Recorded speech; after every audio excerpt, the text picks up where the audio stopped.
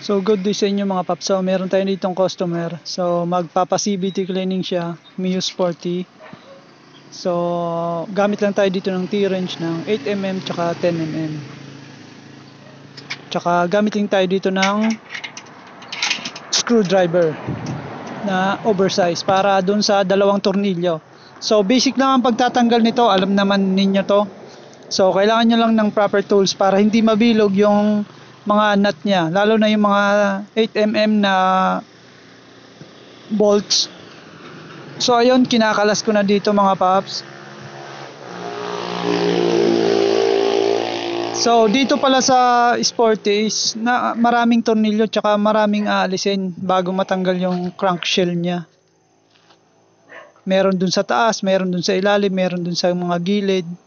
So kailangan nyo talaga ng proper tools. Hindi lang basta-basta yung T-wrench, kundi meron kayong socket na maiksi gamit yung 8mm para dun sa may ano. So ito na yung crankshell niya. Napakarumi na kasi daily use to eh. So ito na nga, ubi na yung clutch bell niya, palitin na din. So itong pulley niya okay pa naman, napalitan na itong isang set. So ito palang ano niya, torque drive, tsaka dito sa may bell is gewang na. Palitin dito ng primary bearing dun sa loob. So tingnan natin. Tingnan nyo mga paps, dahil ano, maalog na talaga siya, sobrang alog na. Normal lang na maalog to, pero yung kunti lang, yung parang may play lang. Pero ito maluwag na talaga eh. Kailangan na talagang palitin na. Tsaka itong bell, papalitin na rin to. Pero wala pang budget si customer. So linis-linis muna tayo, tsaka palit lang ng bearing. So dito pala mga paps, nabaklas na natin. So ito yung bola niya, stock. Dami ng kanto, parang ano na, Dr. Polly na flyball. Yung may ano, may kanto. Palitin na din. So itong bell niya, ubi na talaga siya. Tapos tingnan nyo mga paps, yung primary axle niya. Ayan nyo, gewang na talaga siya. Malaki na yung gewang, tsaka pag inikot siya, parang magastang na siya yung bearing sa loob. Hindi na siya smooth na umiikot.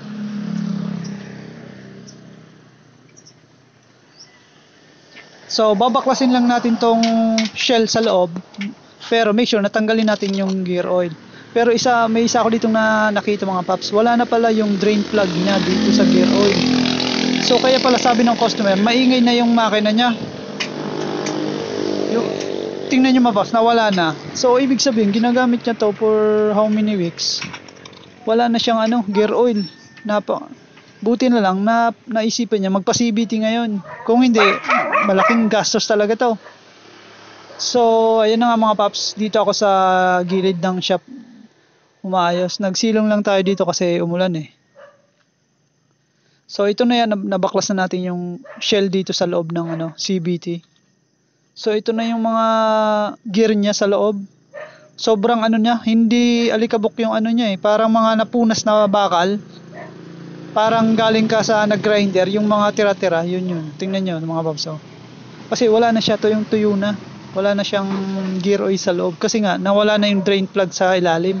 Siguro, sa kakagamit, hindi niya naramdaman na umalog na pala. Tsaka ito yung mga ano, di ba, maitim na yung mga washer dun sa loob. Itong mga gear. So, ito yung tuyo. Kawawa naman tong Sporty. Buti nga ano eh, naisipan magpa-CVT ngayon. So ito na yung loob.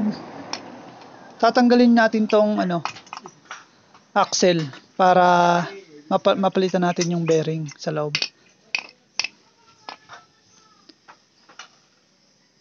No, maalog na talaga siya eh. Hindi na siya smooth pag iniikot. Parang may humaharang na, parang may bato sa ilalim. Ibig sabihin lang na kailangan na talagang palitan. Ito yung mahirap sa motor eh, pag kinalimutan mo yung ano, pag may maintenance. Kasi umaandar pa naman. Hindi ganoon. Tingnan itong bearing oh. Ito yung stock niya. Pepersign mo talaga siya pag ipaikot. Parang may kumokontra. Ito yung ano, dun sa primary gear axle bearing.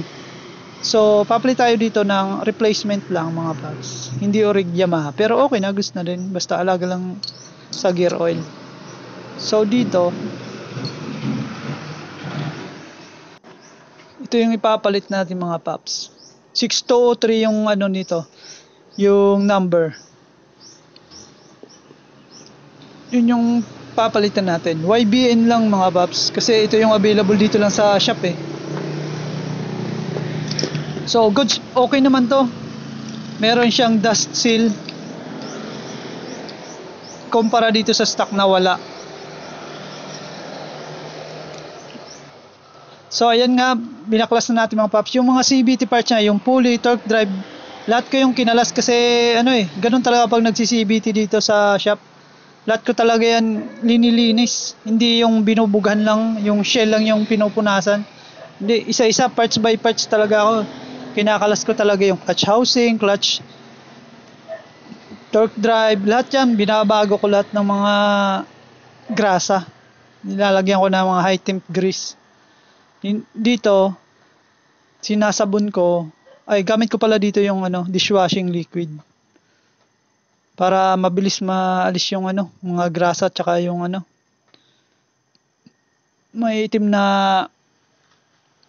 kausa ng stock na hindi pinapa CVT. So, tiyaga lang sa paglilinis dito mga paps kasi magandang resulta naman ang kinalabasan nito.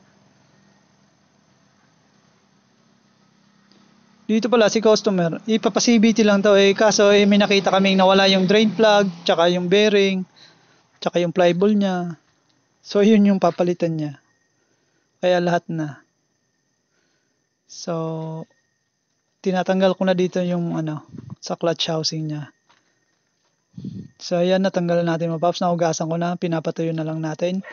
Dito naman tayo sa torque drive. Ito yung torque drive niya, napakadumi. Ito, kakalasin ko yan lahat. Hindi pwede na punas-punas lang dyan. Kasi may rubber damper dyan yan, nagbubuka. So, ito na nga, nalinis na natin mga paps, napatuyo na natin.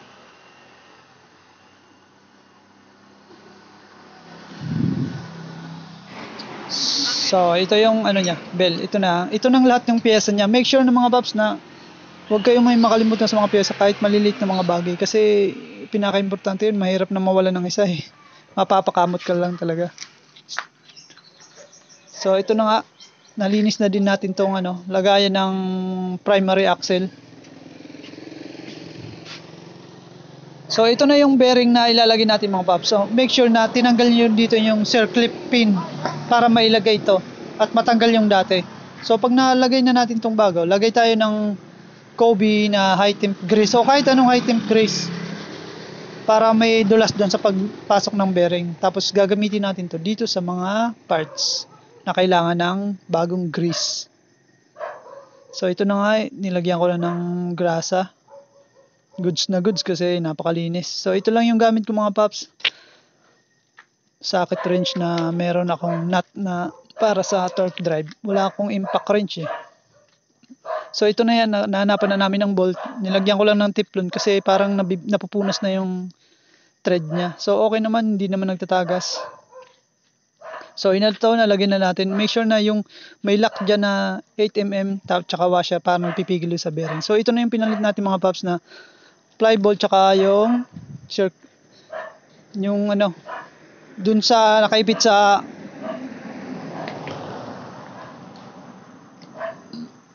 so maraming salamat sa inyo mga paps. So hanggang sa muli, sana may natutunan.